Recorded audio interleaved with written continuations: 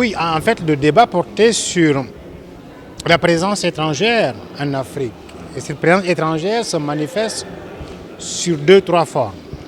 Une présence militaire, une présence économique avec les multinationales et une présence diplomatique. La diplomatie est un ensemble de jeux d'intérêts qu'on défend ouvertement même si on cache des choses. La présence militaire par contre est beaucoup plus compliquée. Et c'est donc là qu'on a donc essayé de mettre l'accent pour montrer qu'en vérité, dans cette présence militaire avec des bases européennes sur le territoire africain, une présence militaire d'interposition ou de forces d'opération comme Barkhane, comme Serval et tant d'autres, malgré toute cette présence-là, qu'est-ce qui fait qu'aujourd'hui on continue à être victime d'attentats au Mali, au Burkina, au Niger, au Tchad?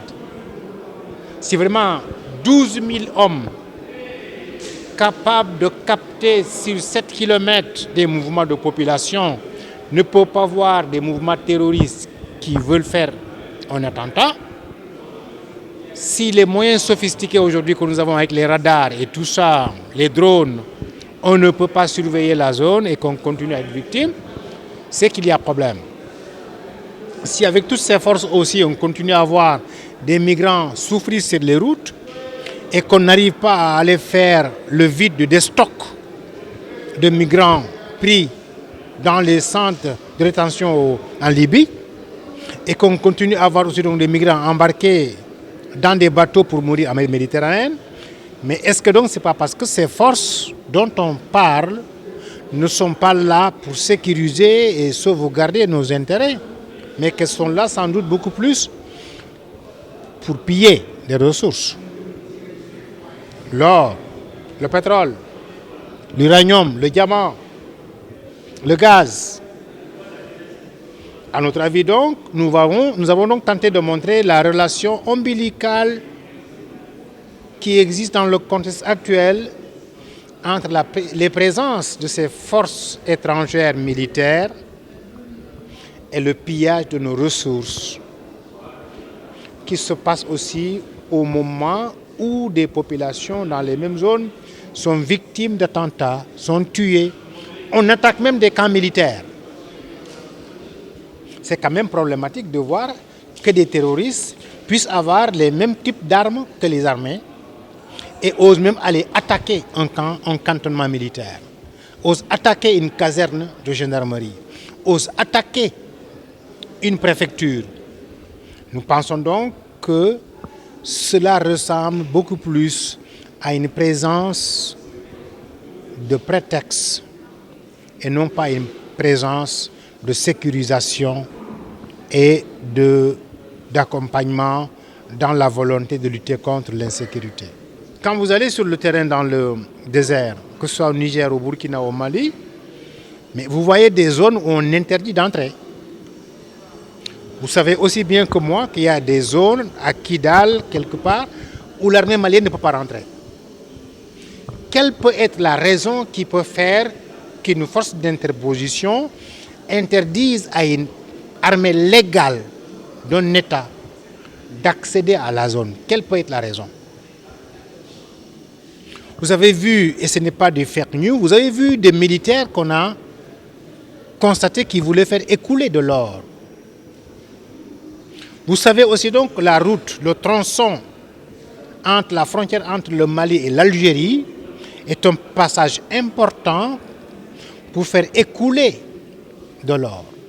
Sur le terrain, nous avons trouvé aussi des mouvements terroristes en train de creuser des orpailleurs traditionnels, mais qui sont des terroristes et qu'on laisse opérer pour écouler des produits et exploiter.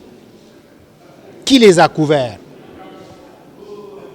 C'est pareil aussi sur le pétrole, dans le Nord Mali qui en est riche. Donc, c'est pareil aussi quand on voit les migrants qui veulent traverser la route Agadez, Libye, mais qui sont bloqués et qui sont retenus dans des centres de rétention. Qui les bloque au détriment des textes de la CEDEAO?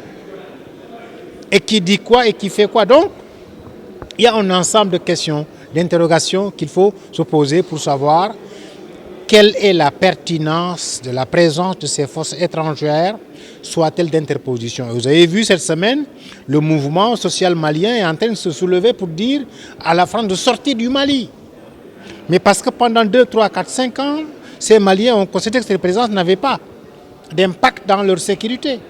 Vous avez suivi le discours de l'artiste Salif Keita, qui a interpellé directement et la France et le président. Mais ce matin aussi, vous avez vu le communiqué de l'État français dans la sortie de Salif Keita. Ça veut dire donc qu'il y a problème. Et ce sont ces problèmes qu'il faut oser poser et désigner du doigt pour pouvoir les résoudre. Si les forces africaines, qui sont souvent citées et décorées en exemple, en modèle, au sein des casques bleus des Nations Unies, s'ils étaient mis ensemble dans un combat unitaire et panafricaniste, je suis sûr qu'elles feraient 10 000 fois mieux que les forces de l'opération Barkhane ou Serval, etc.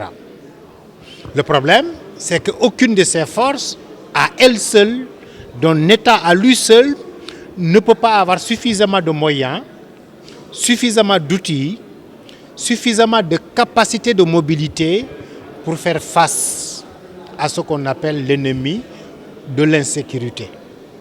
Et c'est tellement vrai que souvent, ces ennemis de l'insécurité sont des réseaux aussi qui sont alimentés, qui sont équipés par qui vous savez. Si ceux-là qui veulent nous aider à lutter contre les mouvements terroristes sont les parrains de ces mouvements terroristes, on ne pourra jamais les vaincre.